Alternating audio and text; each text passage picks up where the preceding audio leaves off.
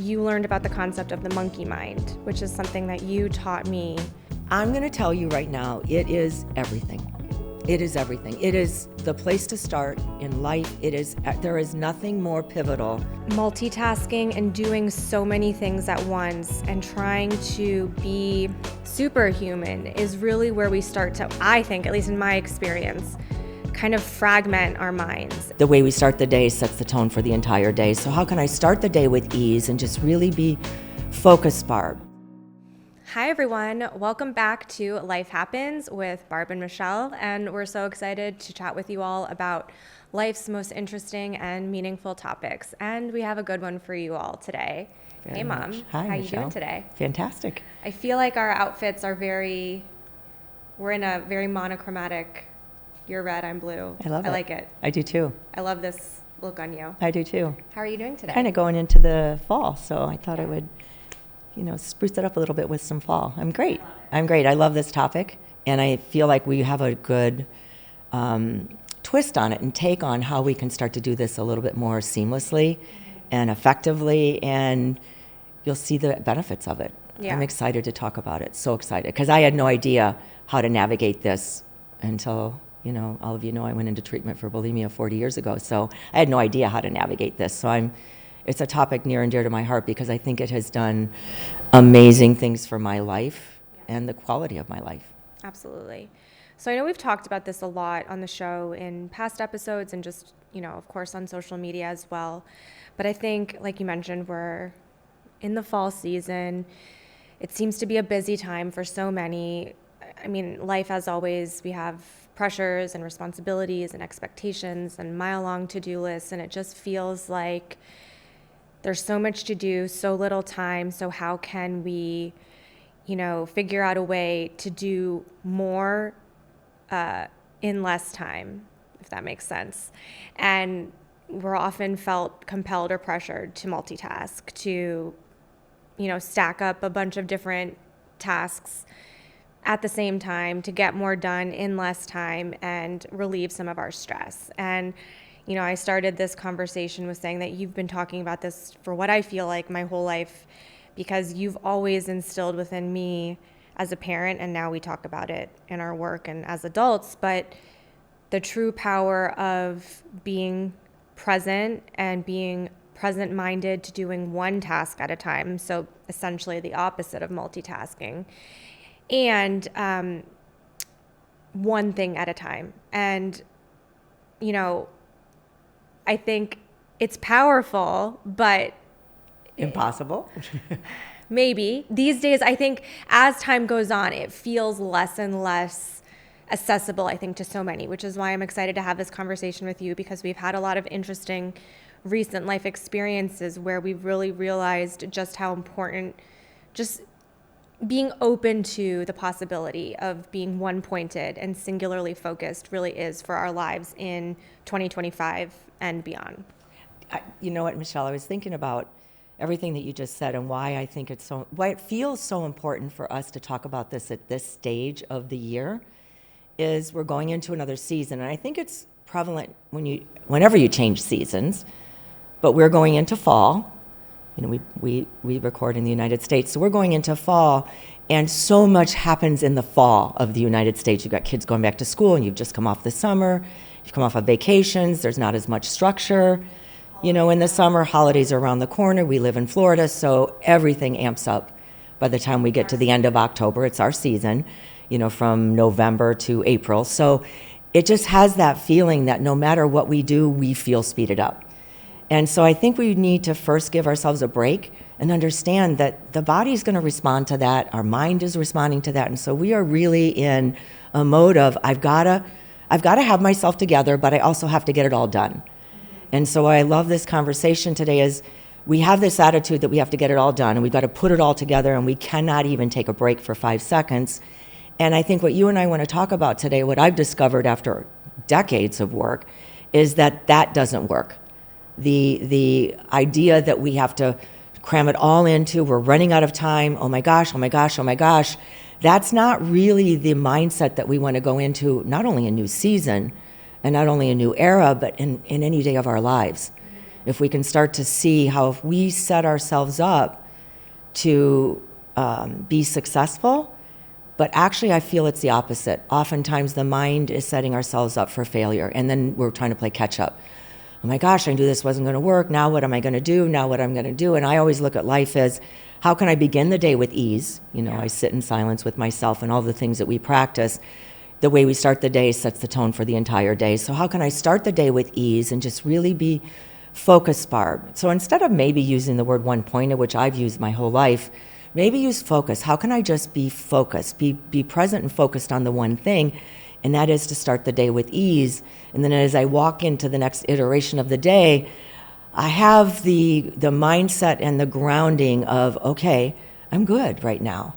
And so if I hit a place in life where it's not so great and it's chaotic, okay, take a deep breath now, what do I need to do? Instead of, oh, I knew this, I knew I had too much to do. I think being present in one thing, but also really being focused and really attentive to what the mind is saying to us. Yeah. That was a lot to start everything off, but I'm passionate about this topic, so yeah, you're going to get a lot of me. We've talked about the power of the mind and what goes on in the mind and how it really does influence every aspect of our lives, but certainly when we're thinking about responsibilities and stress and pressure and trying to do it all, what the mind tells us will certainly influence how we feel about our day-to-day schedule in our lives. But going back a little bit... Can I just say something? You said how we feel. That's key. And we've talked about that a lot in some of the past episodes. How do you feel? And I think we are not trained to know how we feel in any given moment. So if we can get that, you've said that often, and I love that you say that so often.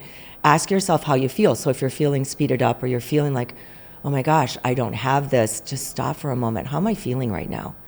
And then what is causing me to feel this way? I think that's a key to a lot of the things that we're going to talk about today. Yeah. How do you feel? Yeah, I mean, feelings is the basis of so much of our lives that we've talked about, when I was a kid, thinking about the feelings chart and just tapping into how you're feeling moment to moment. It is a barometer and temperature check for, your life moment to moment. So that's important. Yes. Okay, so going back a little bit to how you mentioned that you learned so much about being present and being singularly focused, obviously when you were in treatment for bulimia in your late 20s, and really experienced firsthand, at a young age, but also I think before, like we've talked about, meditation, mindfulness therapy, yoga was really as common and popular as it is now, which I think is so cool that you really have had so many decades of experience with this. And going back to that time, of you saying that you felt so pressured. At that time, you were still working at McDonald's, franchisee, businesswoman, philanthropist, entrepreneur. You had a lot on your plate, and you often, probably daily, felt very sped up and that you did not have time to stop or to break. Even so, I remember you've told me over the years, like, you never didn't go to work. Like, you... Didn't miss a day of work. Didn't miss a day. Yeah. So I can imagine probably what was going on for you day to day, moment to moment was like, what's the next thing? What's the next thing? And then fast forward to you going into treatment and learning about the power of slowing down and the thoughts in your mind. You learned about the concept of the monkey mind, which is something that you taught me from when I was a child and to now, of starting to think about the monkey mind. And I know we've alluded to it and talked about it in passing on the show, but can you talk more about the monkey mind and what it is and how we can think about that in our own lives, of what the monkey mind means for each of us? Yes, I love it. I have used that with you for my entire life. It's a good visual too. You can think about Yes. this little cute or maybe not cute monkey in your brain. Yeah, monkeys are cute. I mean, if Yes. it's telling you mean things, maybe it's not cute. It's true. So to give the context of that, when I went into treatment, so that was a very, very, and I hopefully still is, a very, very common use of the word back in treatment days. I went into treatment for bulimia, and there was alcohol and drug addiction. It was a whole addiction center, and going to AA meetings. So it's a real thing, and I think the visual really helps us see, Because if you think about a monkey, and the way it was introduced to me is that monkeys like to jump from branch to that, like they don't really ever sit still. They go from this banana, or they go from this tree to this limb to this, so they're all over the place. You go see one in a zoo and you can see that. They rarely are just sitting there. They're always going from one place to the next. So it was introduced to me that that's the mind, that the visual of that monkey, that is the mind. The mind is always going from one thing to the next thing to the next thing to the next thing. It's the nature of the mind. So it's our responsibility to understand it's the nature of the mind, so there's nothing wrong with us. It's normal. And I think that changed me forever. Can really. I ask you a question? Yes. At that point in time in your life, when you went into treatment, did you have a semblance that your mind was going all over the place, or did you just think that that was human nature? Like, did you think something was wrong with you in your mind? I know you thought there was something wrong with you in general. Exactly. But did you Exactly. have the wherewithal to say, like, wow, my mind is just a free-for-all? Or at that point, was it just you had no idea? That is a phenomenal question, Michelle, to start this, because no, I had no idea. Because I don't think I thought many this- of us do, but you're No. kind of No. different. So No, I'm the same. We don't have any idea. I think as humans, we're born and we just think the mind goes. Yeah. Were we ever taught in school that, oh my gosh, we could actually have control over what the mind pays attention to? We don't have control of what comes into the mind, but we have 100% control of what we're going to allow the mind to listen to, pay attention to, and be the boss of us, basically, which is what we talk about a lot. So I had no idea. I didn't have any thought or any concept of that the mind is going and that could be my problem and that could be the major issue that I have in life. Right. I'm listening to the mind and thinking the mind has supreme authority over who I am and what I'm going to do. So no, I had no idea. So it is a pivotal place of learning about this concept of, the monkey mind, but just the concept of how much influence the mind, the thoughts have on our lives, but also how we feel about ourselves and just our overall mental well-being. I'm going to tell you right now, it is everything. It is everything. It is the place to start in life. There is nothing more pivotal when you actually get it, that the mind is what needs to be taken care of. And once the mind is taken care of, once I understand how do I have the authority and become the boss of the mind, everything else starts to fall into place. And I don't mean that everything else becomes perfect and like, oh my gosh, life's just going to be easy. What I mean by that is it's an awareness of, oh, this is what I need to focus on. This is what I need to pay attention to. So when I was introduced to the concept of monkey mind, it was genius because I thought I could when the person was giving the presentation, I could actually feel in my body and I could actually visualize. Yeah, I could, for the first moment in my life, I could see, Barb, you jump from, I've got to go wake up in the morning and take Michelle to school, then I've got to go to the cleaners, then I've got to go run my restaurants, then I've got to go meet with this manager, then I've got to go do an introduction at a black tie event for my nonprofit, then I've got to go pick my daughter up from school. My mind is it just was going before I even did 3/4 of those things. Right. It never landed on, oh, I've got to go pick my daughter up from school. Let me just drive and be present and allow my mind to rest for a moment. Right. And I don't mean the mind wasn't going to keep thinking, but I do mean I don't have to pay attention to it. Right. I can trust myself that I'm going to know once I pick Michelle up from school, then I could go to the dry cleaners. Like, we don't trust ourselves enough. Oh, I got to think all these things at one time. And I think, too, this is also, not to interject, but, when we talk about writing things down and giving your thoughts a home, when you put things on paper, maybe you create space in the mind for letting go of the need to remember things.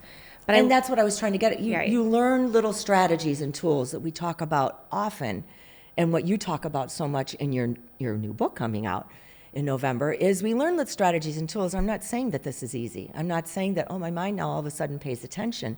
I have little strategies. So when my mind says, when I'm in the middle of doing this podcast, and my mind says, oh, wait a minute, though, what are you going to do for dinner tonight? Because timing is going to be very short. Right. So what does that do when my mind thinks that, if I believe it? You're already out of the present moment. Well, I can feel my body start to get worked up. Oh, I am going to be short on time. Oh, my gosh, now what? Instead, okay, mind, I got that. I know what I'm going to do for dinner. I'm getting ready to record a podcast right now. Right. And it's kind of like you're setting that, as you talk about in the mind, you're setting that new groove. Oh, okay, let's listen to her because she knows what she's doing. Right. And I think what's also interesting too is you talked about when you were in treatment and learning about these concepts of being present, and then the monkey mind of you said, it's about taking care of your mind, which I thought was so interesting in that moment, because presumably you went into treatment for your eating disorder to take care of your body, and that you were physically needing to have that care to be healthy and well. And I love that even if you're, suffering from anything in your life, but having physical ailments, so much of the healing and the journey to becoming well does also start in the mind as well. And I think we forget that. I know we talk about this often on the show forever, that, mental or physical wellness is so easy for us to digest and understand that it's important. And yet still the idea or concept of mental wellness isn't always prioritized or isn't thought about or necessarily. It's like a nice to have, but not as needed for so many in their minds. And so I think this conversation is great as a reminder to people that truly, if we start to tackle what's happening in our minds and we start to rewire the grooves in the brain that we've talked about, the neural pathways, I love this concept that my therapist taught me when I was in high school of just, if you think of the grooves in your brain and the thoughts deepening the grooves, the more you engage a thought pattern, and if it's a negative one, like most of us do, that groove gets deeper and it just becomes more susceptible and easy to fall into that. But if you can start to catch yourself and think a different thought pattern or a more positive thought pattern and create a new fresh groove or neural pathway, you can retrain your brain and build that muscle of the mind to maybe not fall into those patterns. And when you think about the overall, us as a whole, you as a whole, a human being, a holistic wellness, you have to have the mind along with the body. And so, multitasking and doing so many things at once and trying to be superhuman is really where we start to, I think, at least in my experience, kind of fragment our minds and fragment our presence. And it does make me feel less present, less productive, less purposeful, and it really dilutes, I think, who I am and how I show up, from the smallest of moments to the biggest of moments. And I just think I'm really excited to have this conversation with you today because, presence and who we are and what we're here to do in this lifetime is important, and we all have something to share with the world. And I do truly believe that when we are not as present or fractured, it does become diluted. And it's like, this is how we can start to take our power back and be more purposeful with ourselves by being intentional with how we are with our thoughts and actions and everything that we do. Well, I think you said something really key here. Two things key. Yes, in treatment, I went in for an eating disorder. Yeah. Thinking really sure that I was going to die if I didn't get myself into treatment, but also thinking I was going to take care of that eating disorder and had no idea that it was connected to the mind. Like, you probably thought, I'm just going to learn how to eat. Exactly. And they're going to teach me how to eat and I'm or going to be nutrition. on my way. I did not think that there was any issue with the way that I was living my life, only with regard to food, and they were going to teach me how to eat. So if you think about that, I have to say it again, everything that we're saying here today is really the key to life is understanding and taking care of the mind, even before the body, because the mind is what initiates what you're going to do with the body. Yeah. Everything starts in the mind mind first. Everything. So, the title of this podcast needs to be like the mind. The mind is everything. The mind is everything. The mind. Because we can't say it enough, and I can't voice it enough, because I think one of the key things that you just said here at the end was it really does erode everything else we're trying to do in life, and it erodes all the patience we might feel like we have when we start the day. It erodes everything. I can't even articulate it better than just to say, here's an example. So if you start the day with ease, which is what I said a little bit earlier, you start the day with ease, but then you walk into a situation where it feels chaotic, your mind is going to go berserk. Your mind is going to take up 30% of your energy for the whole day, just trying to sort out. Now, I don't want to yell, and I don't want to be upset, and oh my gosh, writing all these stories about why couldn't it be the way that I think that it needs to be, and all of those things. So if you just can kind of take a deep breath while you're listening to this and watching it, and just say, okay, I'm losing a lot of my own power. So when I went into treatment, also I didn't realize I was going to get was that the reason that I was bulimic is because I felt so out of control with my life. Right. I felt so powerless. I had no place in my life where I felt like it was me living my life, having the power to choose and live my life the way that I wanted to. Like life was happening to you. Life was happening to me, and that I had no say. And when we feel you just had to be along for the ride. Exactly. And you said it at the end of your talk here just a few minutes ago, that we gain our power back. And I think, isn't that what we want in life? We want to feel like we are in charge of our lives. Not that we have any control of what other people and other places and other things are going to do to us, but we have 100% control over how we're going to respond, but also how we want to live our lives. And so one of the things I wanted to say also is that how we're going to respond. So because I'm so keenly aware of things that are triggering me to be scattered, especially when I begin the day, I'm so keenly aware of that. And now that I'm aware of it, I can easily then say what I need in the moment. Mm-hmm. I can set a boundary here. Look, this is what I need going forward. Where we now learn how to set boundaries. We learn how to deal with narcissistic people. We learned how to, when we're in a toxic environment, what do we need to do? We've learned how to have difficult conversations. We know so many people are talking about all those amazing things that I love. I believe strongly it begins in understanding in the moment what the mind is trying to tell you. And is it true, and is it false? And if it's true, then what can I do? What action can I take in this moment to mitigate and to preserve my precious energy and time, and not think that, oh my gosh, now I don't have enough time and now everything is lost. Right. And I think, I hope that made sense. It does. I do feel very passionate about it because it's something that I am really keenly aware of every single moment of every day. Right.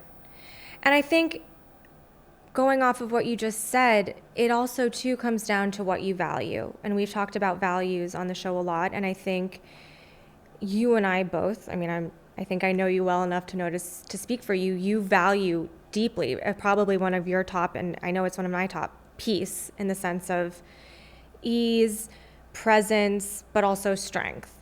And like you said, you start your day in peace, in quiet. You do your practices. How you set yourself up for the day sets the tone for the day. And having the value instilled within you that you want to live your day in peace, in ease as much as possible, with a openness to what is, but also strong. I think that is where you then can come to the conversation of why you wouldn't want to be someone that's doing a million things at once, or that's multitasking, or that's splintering your presence and your focus, because that breeds confusion, chaos, lack of focus, and uncertainty. And I know how much you really value being fully 100% you when you show up to something. I think you've talked about this on the show a lot, that when you commit to something, or when you say yes, or when you want to show up with a friend or to a podcast or to anything from work to personal, if you're committing to it, you want to be 100% in. You don't want to show up and then have 70% of your focus on the person, place, or thing that you're with, but then, having your phone or thinking about dinner later or something that you said in work early. Like, you want to be all in.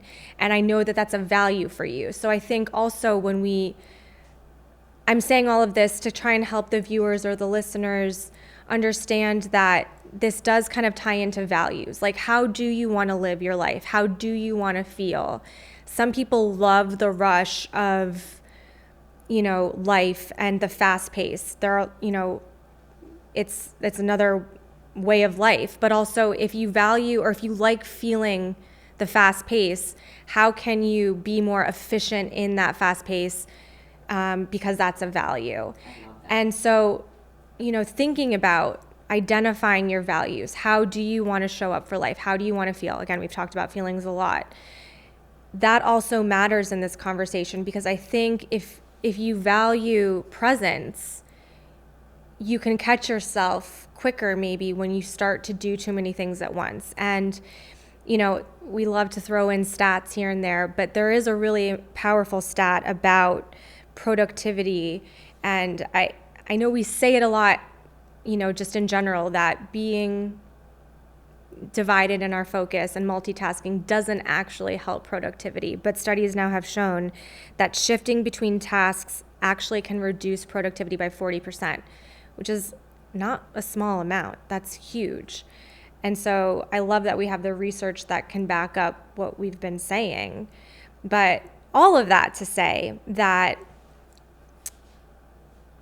have you ever, I think about, for me, when I'm not focused, it leaves me feeling really unsettled and questioning myself and a little anxious and nervous about my life. And this is an interesting example because I think it happens to a lot of us, but a lot of us have judgment for it. And, it's just something to think about. So many of us are distracted when we're driving. I notice it all the time when I'm driving at home in Florida. You get on the highway, you look over, and you see someone who's going 80 miles an hour on their phone while on the highway. And you're like, oh my God, I can't believe that person is texting or doing whatever while driving. That's so dangerous. That's so crazy. But how many of us have also probably checked our phones or gone to read a text or whatever, checked the maps while we're driving? I think we've all been guilty of it from time to time. My whole point of this is there have been so many times where I've been in the car driving and maybe I've looked at my phone or been not fully present, where I've gotten to my destination and I'm like, wow, I don't even really remember the drive over here. I don't remember seeing that street that I usually turn left on, or I don't remember stopping in front of that building that I always stop. And it gives me this deep feeling of dread and anxiety that I've missed, that my presence was missed in such a important part of my day. And so think about how that can impact your psyche and your emotional well-being when you're missing out on so many parts of your day because you're not focused. Well, that's a lot, Michelle, and I went on a long run. It's a lot, and I want to unpack some of it because I want to back up just for a second. No, you really laid the groundwork really well in this idea. So I want to back up for a moment I did not know that my values were presence. Right. I did not know when I was in treatment, and even years later, that I really valued the people that I'm with. I really valued that this was going to be an ethos of my life. I want to give you all that I have if I'm with you. I didn't know any of that. I just knew that I needed to look at my mind, because that's what I was taught, and I understood that monkey mind, and I knew that from the very beginning, and it was a little step by step. And what I discovered, and I think it was probably maybe 10 years in, and it didn't have to take you 10 years because I think there's so much more out here now that we're aware of. But I think it was 10 years in, I realized what was happening for me when I allowed my mind to be all over the place, and where chaos was really the way it was, and okay, chaos, and I've got to do this, and this, and I'm trying to think of all these things at one time. What I realized is at the end of that moment, or not so long after that moment, I either felt guilty or I was judging. So think about that for a moment. I was either feeling guilty, oh, I just snapped at that person. I feel so bad that I yelled at that person, and I don't even know if it was their fault, but I walked into the place and it wasn't the way it was. I feel so guilty. Mm-hmm. And then how long does it take most of us to let go of guilt? A really long time. Yeah, we feel beat bad. Ourselves up. We feel bad because we are humans, and I think at the core we're really nice, good, humans, that we feel like, oh, I wish I hadn't done that. We don't want to be harmful. Or if we walk into a situation, it's chaotic and we don't even know what's happening, we're like, don't they know better? For goodness sake. Mm-hmm. Basically some of us might think, don't you know who I am? Or don't you know what you're supposed to be doing? Are you even going to start doing your job? I just remember thinking that over the years, and it came as kind of a light bulb inside of me.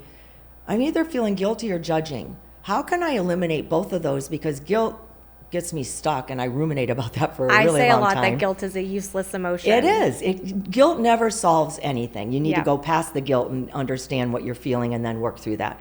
And judgment, same thing. Judgment about other people. We can have opinions and use our opinions to make us, the kind of human beings that we're here to be. But to have judgment about other people, like you were saying about being on your phone while you're driving, I mean, I would probably venture to guess 99% of the human race here Yeah. will sit at a stoplight and be on their phone. Right. If they're not doing it while they're driving, they're having it right in their vicinity somewhere. So I think it's something to think about if you're looking at how can I start to mitigate this feeling that I'm running out of time, this feeling that I'm speeded up, this feeling like I just can barely make it through the day, or I can get through the end of the day and think, oh, gosh, I made it. Now I have to think about the next day. I think it's really worth starting to see where you fall into judgment or guilt after you've had some whatever episode. And then you start to recognize it's really taking away my patience, my ability to be able to stay calm in the presence of a storm that's around me and feel like I don't have the capacity, so I don't have the strength, or I don't have the resilience that I need. You start to see where everything that we're striving for in life, resilience, success, patience, love, and all the things that we're striving for, I think if you really start to look at your life little by little by little, without judgment and without guilt, you'll start to see it's because the mind is telling us, I can't just be present for this moment because I don't have enough time. And to me, that has been the key to everything that I do in life. And I'm certainly not perfect. I lose my temper. I'm not patient. I have judgment. I'm guilty sometimes, but I know it instantly. And I know it. Okay, Barb, what do you need to do here? You need to set a boundary. Like the tool comes to me, set a boundary. You've been allowing this to happen maybe time after time, and you're putting yourself in that situation. Now it's time to set a boundary. Now it's time to look at it. Emotional well-being toolkit. Exactly. And so 33 years of being married, I woke up one day and said, the definition of insanity is doing the same thing over again, expecting a different result. Einstein said that, by the way. Yep. It's time to take a different action. And I feel strongly that we don't come to that realization very easily, obviously, but we don't come to it until we realize it and recognize it in the mind first. Wow, I'm doing the same thing, and it's not producing the result that I want, and I feel more stressed, more overwhelmed, very impatient, and now then it starts to affect my health. So the mind affects the body, not the other way around. Mm-hmm. Let me clarify that. Certainly the illness in the body, or the sensations in the body, can then affect the mind, of course, and then we start thinking about the sensations in the body, and oh my gosh, what's the matter with me? I'm getting older, because I've had all those thoughts. But I truly, truly believe it always originates in the mind first, if we can catch it, if we can see it. Two things. I think it's really cool and helpful that you were able to label for us the two different feelings of judgment and guilt that you feel when you are in more of a multitasking mode or in a more sped up mode, because it really does show kind of the end result or the consequence of multitasking. And I think maybe those are the most prevalent ones for you, but probably for a lot of us, like with my example with the car, if I've felt like I wasn't fully present while driving, I know that that's, a safety hazard, but also like I don't like to not feel present. I have a lot of guilt and shame around myself that, like, Michelle, don't you know better? Like that's not how you want to be or who you are. I love you said that, because judgment is not just about other people. So it's both. It was both. Judgment and guilt. It's both. I felt guilty and I was judging myself. But I think knowing that is the outcome of that kind of behavior and those actions is also important, because none of us, I don't think, want to be consumed and waste our precious time. If we truly are in a time crunch, if time does truly feel like it's not enough and that we never have enough time and that we're always in a hurry, why would you want to do something or take an action that will then lead to an outcome to where you will become engulfed or overconsumed with judgment and guilt and anxiety and remorse, eating up more of your precious time and energy. So it's like this vicious cycle and this toxic loop of wasting time and then not being productive and not feeling good about yourself. So I don't know if you intended that, but you might have, but it was super helpful for me and hopefully for our viewers and listeners to know that the consequence of a multitasking pattern will lead to these feelings and emotions that will then perpetuate this loop. And how can we stop it? Because then, going back to the start of the conversation, how do we want to feel? What do we value? Do we value peace? Do we value presence? Do we value softness or slowness or ease? Whatever that is judgment and guilt and remorse and anxiety. Does that feed that? No. So then what do I need to do? How do I need to act? What is my process and my pattern and my habit to feed those desires? Second thing, you talked about patience as an ideal and as something that we all seek to cultivate.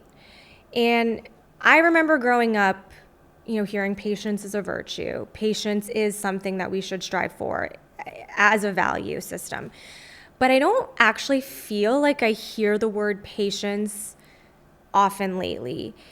And I don't know if it's something that is taught to young people anymore, but it doesn't necessarily feel as an overarching goal or guide for life anymore. And maybe it is because we live in a sped up world. So I was hoping you could talk about the importance of patience and why having patience in your ethos as a human being will benefit you in some way, shape, or form. Because I do think it's the importance of it, I feel, has been chipped away in these days. Yeah, I know we didn't talk about that before, so hopefully I love that I hate question. to spring it upon you. No. I love that question because I think you're right. I don't think you really use that word much, and I don't hear it. No, and I don't very think much. I ever used it in my life. I mean, prior to going into everything is I have two separate lives. I have The before and the after. From age 1 to 28 and then 28 to now, in terms of my mindset and how I think about life and how I look at things. And I think you're right. But I just wanted to also add one thing to your thing about judgment. Yes, we can be judgmental of other people. We all know when we're being judgmental of other people, but I think it's really important, as you said, to really get that often we are being judgmental and feeling guilty all at the same time. We have the double whammy going on. And can you just imagine just for a moment and trying to be, I want you to have a kind of sense of being kind and loving to yourself just for a moment, thinking about what that can do to your body, to your mind, your essence in your mind, and trying to be productive, and to your being, that you are not only beating yourself up, you're also feeling guilty about it. So it's a really no wonder we're feeling mentally and physically drained almost at the end of every day. And the other thing that I wanted to say, I want you to hopefully we're drawing the line to all of this goes back to the mind. It all goes back to the mind. So when you can recognize you're feeling guilty, or when you recognize you're feeling judgmental towards yourself or someone else, it all goes back to the feelings. So we talk often about the idea that it comes back to, how do I feel in this moment? What am I feeling in this moment? So it's really important to get that we're really needing to know how we're feeling. So all of that ties into patience. So I had no idea. I never thought of that word. And it wasn't until I was reading basically, when I started reading all the great traditions. I think I've talked about, for 12 years, I read all the great traditions and all the great masters and teachers and all of those things. Can I interrupt you? Yes. For our listeners and viewers, I really feel like, so you should let us know in the comments or on social media, I think you need to do a separate deep dive in books and everything that you learned. So if you're interested in that, let us know, because I think cute. they would love it. Well, Go ahead. Yes, I'm a massive reader and teachings, and by all of the great people that have done and come before me. I mean, I think that's where we learn and grow. So I was reading, when I was into my Christianity and Catholic phase, I was reading Teresa of Avila. And at the end of one of her most famous poems, and I don't even know if people key in on that last thing that she says, the title of it is Let Nothing Disturb You, and I drew my attention to it because I wanted to learn how to let nothing disturb me. The last line is, patience attains all things. and I actually feel a little emotional right now because it literally, I had this aha moment. Oh, that's what I need to look at in my life. Where am I having anxiety about something that happened in the moment that I can't change in the moment and that I don't want to happen? And so I took a deep dive into patience and that idea. And that's where my whole thing is: when you're starting to feel overwhelmed, in the instant you're feeling overwhelmed, stop. Stop. You don't have to leave the room. You just stop and just take a deep breath and just breathe for a moment and then begin again. That whole idea: stop, breathe, begin again. Just pause. Just like it's a second. It's not even let me go find 5 minutes. No, it's a second. It's not even anything to think about. It starts to become like your first nature, not your second nature. It becomes part of who you are. So patience for me is everything, everything, everything. When I feel overwhelmed, I know that I'm feeling impatient. I know something inside of me is saying, you're not okay in this moment right now, Barb. It's not happening the way you want it to be, and you don't like, not being in control. I'm a control freak. I'm a perfectionist. I'm all these things. I'm never going to not admit all these things. I share my whole life experience. Yeah. I'm not, peaceful Barb on Instagram just because I'm peaceful all the time and never lose my temper and never get overwhelmed. When I now know me well enough, if I get overwhelmed or something is coming at me that I don't have any control over, I can feel the chills in my body right now just saying that. I pause. That is patience. That is, okay, don't react. Take a breath, take a moment here, and take an action that you're not going to regret, that you're not going to judge, that you're not going to feel guilty about. So that to me is patience. And a patience attains all things. I was just going to say, going back to that quote, because it's so powerful, and to just kind of dive into that for a second. Patience attains all things. That's a really amazing mantra or affirmation, but also a mindset of really feeling confident in knowing that you don't have to control, you don't have to be sped up, you don't have to manipulate your life, because the trust and the confidence that you have within yourself and the knowing that all is well in this moment will lead you to the outcome that you desire. And I think to tie it back to the idea of doing one thing at a time, or being present, or understanding that when we're scattered in the mind, it causes all these things that we've been talking about the past hour. That's that to me is, I want to make sure you understand that certainly I'll think that I got to do 5 or 6 things at one time, even now after all these years. It's the overwhelm. It's that moment of, wait a minute, I can't control things in this moment because it's coming at me. Mm-hmm. What can I do to take the action to get myself back into control, right, or get myself back into presence? So when you're feeling out of control, think about, I'm not being present. Wait a minute, what do I need to do to be present in this moment? Stop, breathe, and begin again. Exactly. So yeah, go ahead. No. But I just wanted to tie it back. Like what you just said is genius, because trying to help you understand that that's what being unscattered or one pointed or focused or present or whatever word like resonates with you in your heart or in your being. Oh, and this is what resonates with me is, I'm being impatient. Wait a minute, let me just come back to the moment and understand what's happening here. Yeah, it's so powerful, because I think that patience attains all things. I think presence attains all things. And if we are humans that are super goal-oriented, task-driven, ticking things off of our to-do lists, wanting to be the best versions of ourselves and being responsible and showing up for our lives, rather than speeding up and doing so many things at one time, we can attain everything that we desire by being singularly focused, by being present, by being intentional and purposeful with where we place our energy and how we act and what we think and where we are mentally and physically. And so I hope that this conversation opened the door to anyone who's feeling scattered and overwhelmed and bogged down by life, but doesn't necessarily know where to start or how to fix it. Probably every episode that we do, leads back to the mind, like you said. The mind influences every single aspect of our lives, but also, if you could just be slightly curious to what a life could look like if you weren't doing so many things at once. And maybe, challenge yourself after listening to this or watching this. If you're someone that feels like you're prone to getting distracted, like I said, in the car, or maybe on a Zoom or with your children, like make that or set that intention to, okay, I'm going to try for the next week or next few days to be singularly focused on that one thing. And, be a scientist of your life, like we say. Notice how it feels. Do you gain energy, clarity? Do you feel less scattered when you are super intentional and feel more in control of your mind and your presence? Michelle, one of the things I was thinking when you were saying that is I know that I've seen a lot on social media and I've seen a lot in business. So yes, I was a very, very successful businesswoman. So I ran 6 McDonald's restaurants. I understand what it means to give your all to your job, to give your all to what you're doing in life. And I've seen on social media in places where some people are trying to say, well, in your younger years, this is where you have to give all of your attention.